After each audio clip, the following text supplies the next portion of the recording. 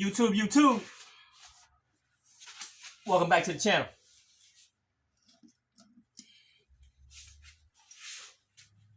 Welcome back to the 62 fuel tank issue. Week 3.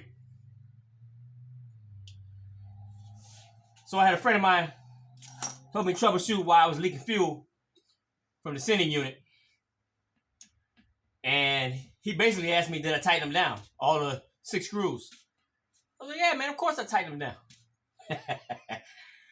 He comes over and starts torquing these bolts down. These bolts are little. I don't know if you can see it too well. But they're little bolts. And he starts manhandling those bolts. And I'm thinking he's going to strip the hell out of it. Looks at me like, man, you ain't even barely tightened these things. In my opinion, it was tight. But apparently they need to be tighter. So, he came over and cranked them all down. Now, initially, I told you when I first put in the sending unit, this is a fuel injected gas tank for a 61 through 64 Impala. There was one last bolt out of the 6 that didn't grab right. So, it, of course, didn't create a seal. And that's the same bolt that's giving me problems today, where it's leaking fuel from. So anyhow, he cranked them all down. He got the one bolt that was leaking that wasn't grabbing in the first place to start grabbing. Because I actually stripped it, the tip of it. So he cranked it down. Suggested that I tilt the tank over and see if anything flows out. At first it looked good, first couple seconds. Then I could start seeing vapors and a little dribble of gasoline coming out of the head of that bolt. So I replaced the bolt. But they didn't have a flange bolt, that came with this sending unit. So I had to get a regular bolt and put a washer on it. And also, not on this one, you can't see it anyhow, but there's a little rubber grommet that goes on the bolt itself.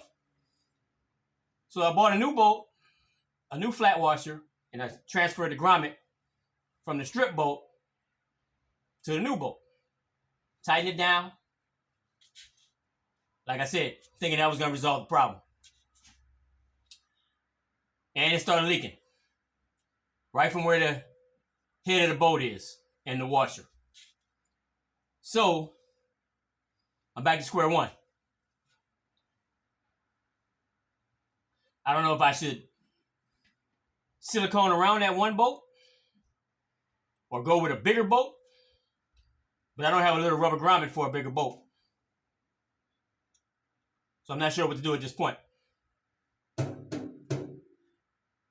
But while we're at it, let me give you a pointer, a tip.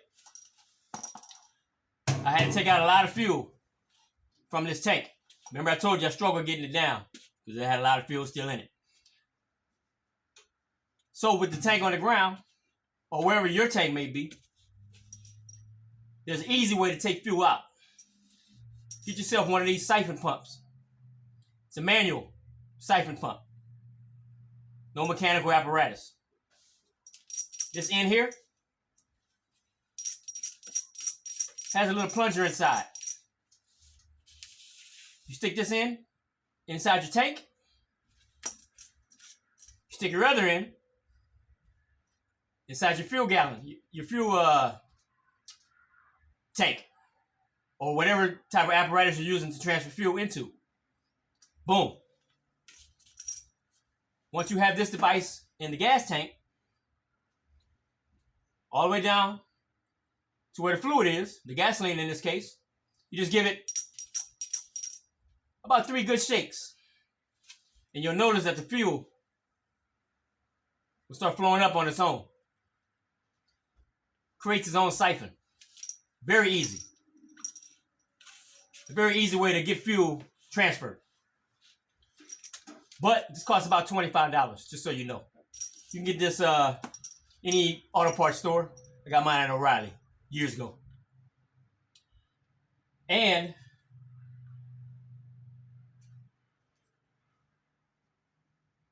another tip is when I first put in this gas tank, I had purchased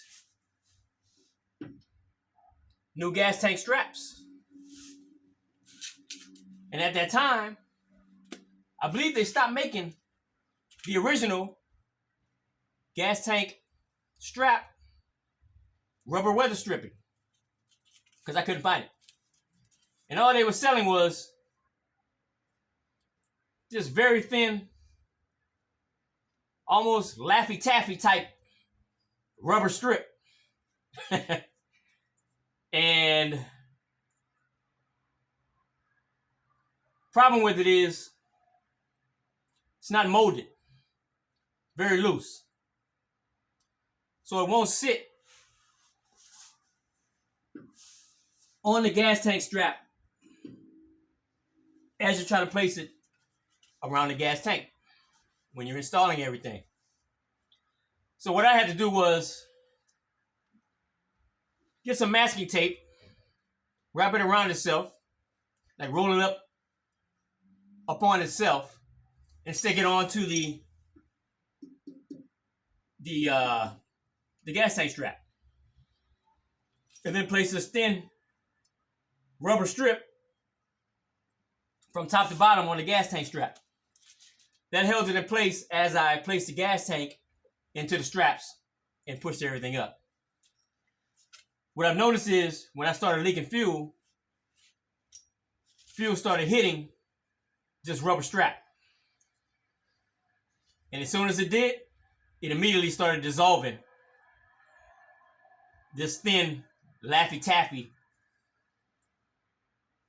rubber strip. So I started looking online because I wanted the original thick gas tank strap seal. I couldn't find it. So that's why my presumption is they stopped making it. I couldn't find it anywhere. And something told me as I was walking in my garage, look on the bottom shelf in your garage, and right then and there, I had an old gas tank strap. I wasn't even thinking that I had one. But something told me just to bend over and look underneath that shelf into a box that I had. And there it was, just sitting there. Man, what a blessing. So this is the original gas tank strap. 1/4-inch thick, basically, or close to, piece of rubber. It has a catch lip on both sides. Problem is, when you're going after market, once again, these new gas tank straps that I have here, they're making them wider than these original gas tank strap rubbers. That's probably why they stopped making these, because they don't fit the new gas tank straps that you may purchase. So what I had to do was cut off one of the outside lips. Got one on this side here. The other side I had to cut off. And that allows me to catch one side of the gas tank strap, and the other side lays flat within the gas tank strap itself. If you leave both sides, both corners on there, this will never sit flat. Will never sit flush on your gas tank strap. So if you got any of these sitting around, hold on to them, because I don't think you can get them anymore. So I appreciate you still hanging in tight for the progress of this gas tank install or reinstall. Still trying to deal with this leak. I believe that's the only problem I'm having with it. Since I have it down, I'm actually going to put some wire loom around this. I didn't have any originally to place around it. So I'll take these tie straps off, put some fresh wire loom around it. Got to protect the wires. And till I get some other advice or some other suggestions, I'll keep you posted. I'll come back with another one for you. Peace out.